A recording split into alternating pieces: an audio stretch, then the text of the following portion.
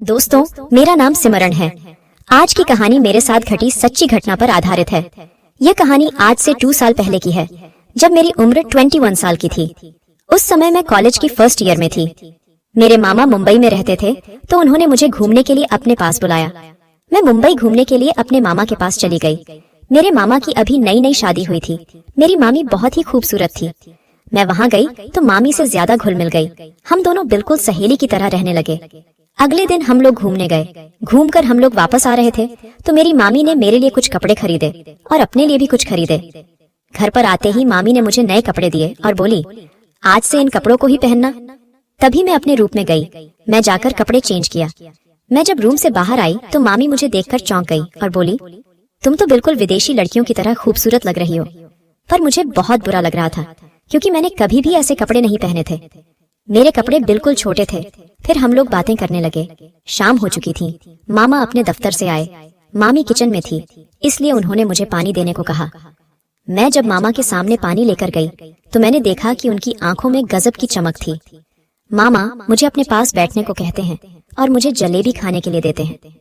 जब मैं जलेबी खा रही थी तो वह मुझे बहुत ध्यान से देख रहे थे।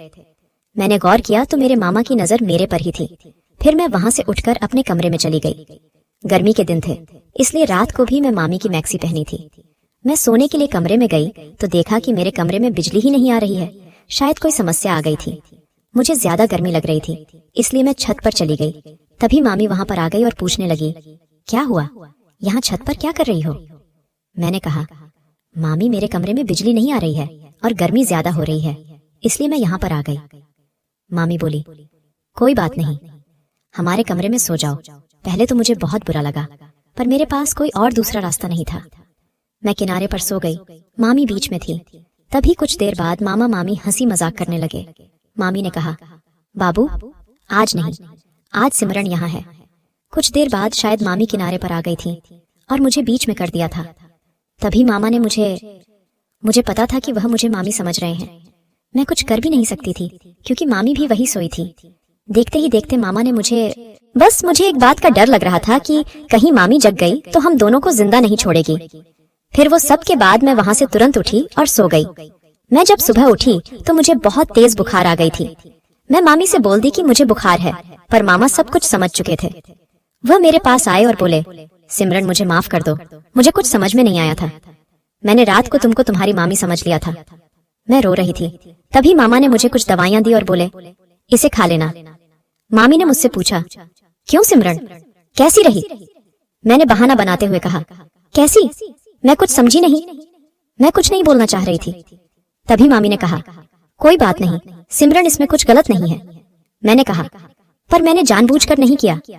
तभी मामी ने मुझे गले से लगाया और कहा, कोई बात नहीं, जाओ नहा लो, तबीयत में कुछ सुधार हो जाएगी। नहाने के बाद मैं फिर से वही कपड़े पहन ली। घर का कुछ सामान लाने के लिए मामी बाजार चली गई। तभी मामा आ गए। मैंने उनको चाय बनाकर दिया। मामा ने पूछा, तुम्हारी तबीयत कैसी है?